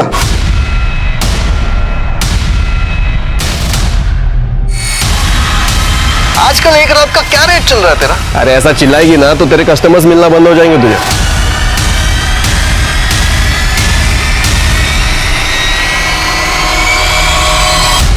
जोशी मैडम, इसको इसके आइडिया का इनाम दो। और ये तो हम में से ही एक है, इसको तो आप मारना 10 और गिनना 1। गायकवाड़ वाह मांगे जरा, जागा दे मैडम ना।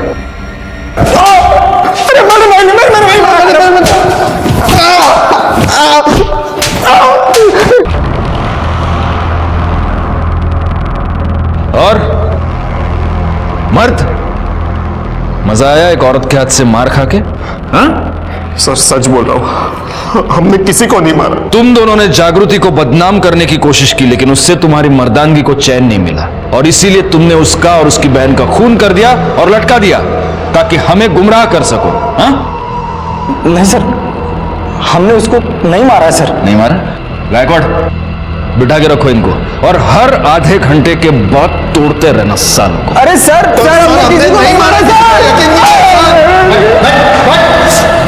ये केस इसलिए भी कॉम्प्लिकेटेड था क्योंकि यहाँ एक नहीं 2 मर्डर्स हुए थे।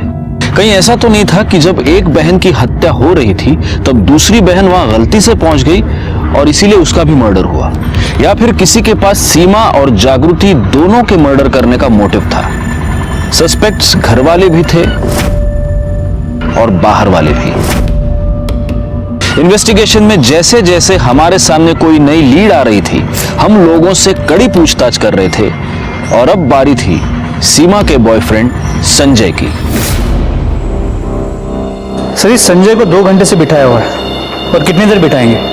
पहले से घबराया हुआ लग रहा है। प्रेशर कुकर में जब प्रेशर क्रिएट होता है ना गायकवाड़, तभी सीटी बजती है।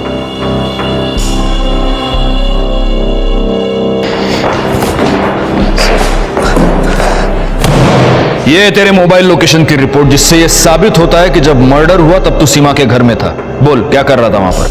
सर जी मैं वहां गया था, लेकिन मैं खुद से नहीं गया था। सीमा ने मुझे बुलाया था। सर वो बोली कि उसके आई बाबा किसी यहाँ शादी पे जा रहे हैं, तो हम उसके घर के पास वाले पार्क में मिल सकते हैं। और सर जी पार्क में बैठ के हमने कुछ देर बातें की और फिर मैं उसे छोड़ने चला गया और घर के बाहर भी कुछ सर आधे घंटे बाद की बस। टाइम क्या हुआ था तब? सर यही कोई 1:15 बजा था, लेकिन सर मैं उसके घर के अंदर नहीं गया, बाहर से ही आ गया था। ये हो गया तेरा वर्जन, अब मेरा वाला वर्जन सुन। तू उसके घर गया तो जाऊं मैं? संजय, मुझे तुमसे कुछ बात करनी है। बोलो ना। दरअसल बात यह है संजय कि आई एम प्रेग्नेंट। तुम अभी मुझे बता रही हो? संजय, मुझे खुद अभी पता चला है। तुम्हें प्रिकॉशन लेना चाहिए था कम से कम। अब क्या कर रहे हैं? हम शादी कर लेते हैं संजय। लेकिन अभी इतना जल्दी कैसे हो सकता है सारी चीजें? कुछ तो करो संजय। मैं मम्मी पापा को कैसे फेस करूं? देखो मुझे थोड़ा टाइम चाहिए, इतना जल्दी सब कुछ नहीं हो सकता है। Sanjay, I trust you. Please मुझसे शादी कर लो प्लीज। ठीक है, लेकिन मुझे थोड़ा टाइम चाहिए।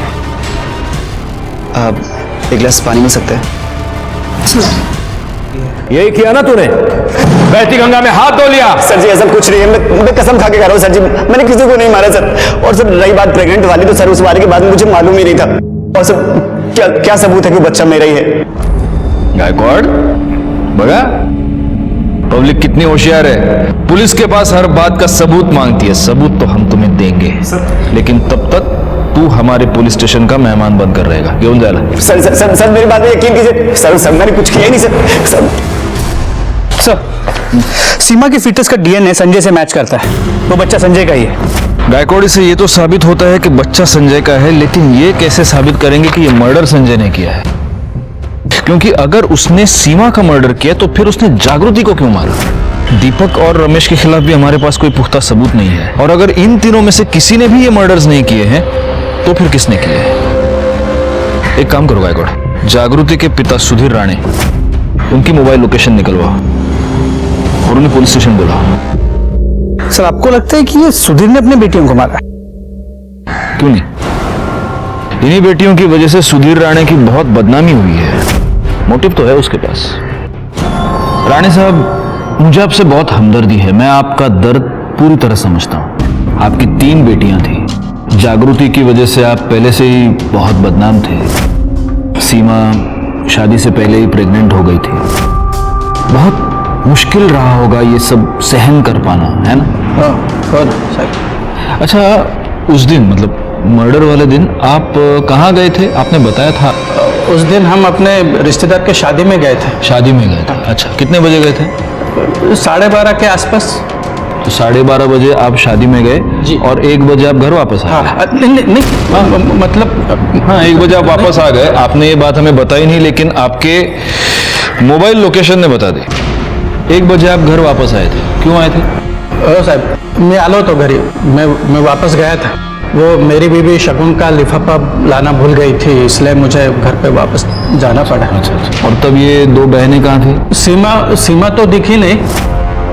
जागृति किचन में ही खाना बना रही थी, लेकिन मैंने उससे बात नहीं की। मैंने खुद ही लिफाफा ढूंढा और निकल गया।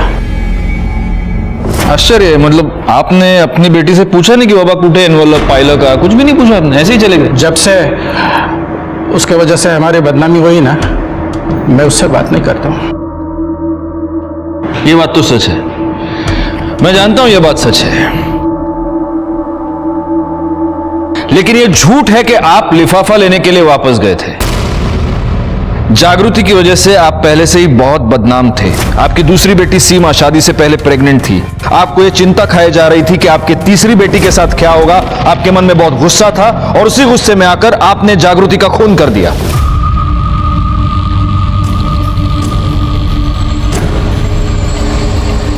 अरे बाबा कब आए? क्या बाबा? क्या बोलते हैं सर? तू भी ऐसा कुछ नहीं हुआ सर। जागृति मेरी बेटी थी। हाँ, मैं उससे नाराज था, लेकिन मैं उसका कभी खून नहीं कर सकता, कभी नहीं। सेवा के बारे में तो मुझे मालूम ही नहीं था। ठीक है, आप जा सकते हैं।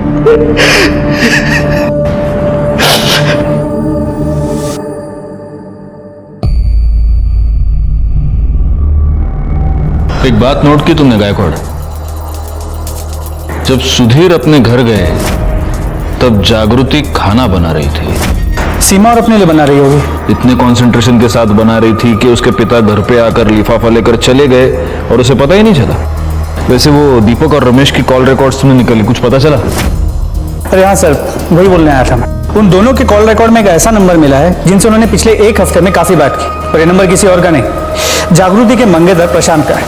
सर, जागृति ने मुझे बताया था कि वो दोनों उसे बहुत परेशान कर रहे हैं। पहले तो मैं उन दोनों को फोन पर समझाता रहा, लेकिन जब वो दोनों नहीं माने तो मैं उनसे मिलने गया। शेवटची वार्निंग देता मैं तुम्हारा दोकान ना, अगर इसके बाद भी तुम दोनों ने जागृति को परेशान किया ना, तो तुम दोनों सोच भी नहीं सकते मैं तुम्हारा क्या हाल करूंगा। इस बार हाथ नहीं उठाया मैंने, लेकिन जिस दिन उठाऊंगा ना फिर रुकूंगा नहीं। ठीक है प्रशांत, तुम जा सकते हो। गायकवाड़, कहीं ऐसा तो नहीं कि ये दीपक और रमेश जागृति को सिर्फ हरास नहीं कर रहे थे, बल्कि उसे पैसे के लिए ब्लैकमेल भी कर रहे थे?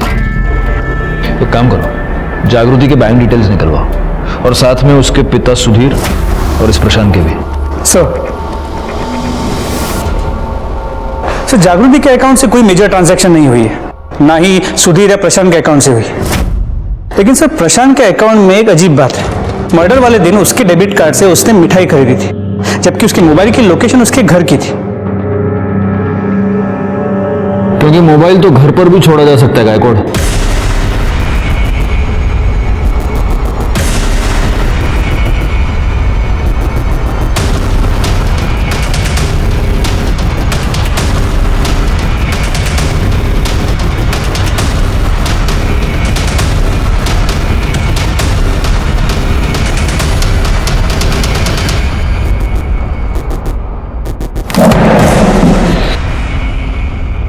इस रस्सी को जानता है? जानता ही होगा, क्योंकि ये रस्सी तूने ही खरीदी है जिस दिन जागृति और सीमा का मर्डर हुआ उस दिन। नहीं सर, मैंने नहीं खरीदी है। खैर, आपके पास क्या प्रूफ है कि ये रस्सी मैंने खरीदी थी? गायकवाड़, लो, एक और आ गया प्रूफ मांगने वाला। हमारे पास प्रूफ है प्रशांत, और इसीलिए हम बोल रहे हैं। नाइक, दाखवा।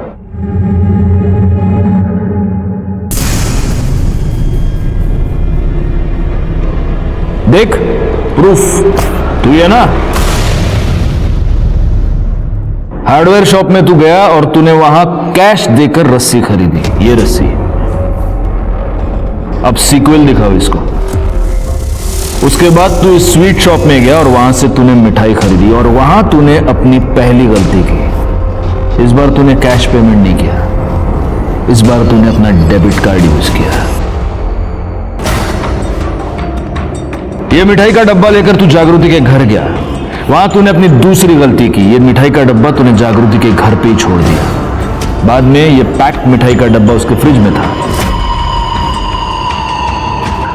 और चाहिए प्रूफ? बोल बोल। बैकवर्ड फोड़ा।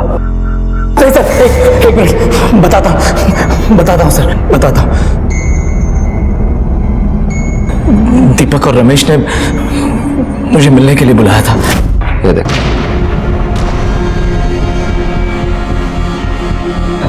बिस्तर वाला भी दिखा दे। अरे यार वो कैसे दिखा सकते हैं? अरे अब दिखा ही रहे तो सब कुछ दिखा दे। चल ठीक है।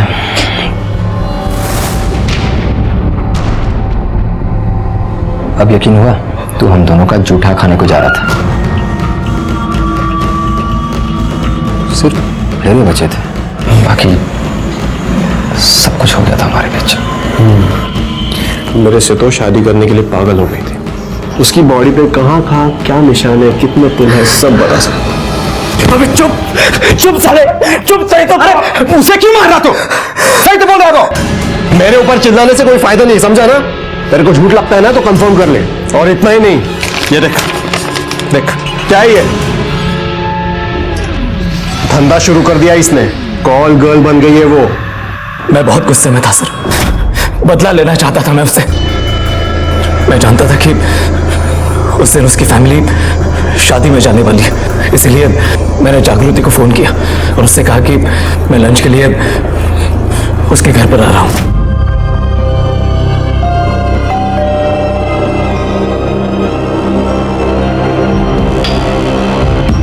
हाय हाय, आओ ना।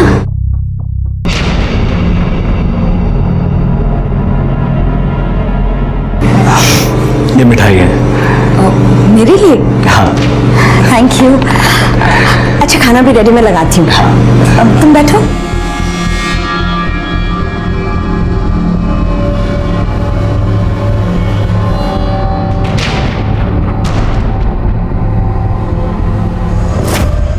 हमने प्रशांत के खिलाफ मर्डर का और दीपक और रमेश के खिलाफ डिफेमेशन का केस दायर कर कोर्ट में चार्जशीट फाइल की। क्राइम की दस्तक को नजरअंदाज करना मतलब क्राइम को अपने घर में न्योता देना। मैं इंस्पेक्टर राजेश यादव आपसे विदा लेता हूं। दोबारा मिलूंगा, तब तक सतर्क रहिए और देखते रहिए क्राइम पेट्रोल दस्तक, क्योंकि मकसद बताना नहीं, बचाना है। जय हिंद। क्राइम पेट्रोल के ऐसे ही मजेदार एपिसोड्स देखने के लिए हमारे चैनल को सब्सक्राइब करें।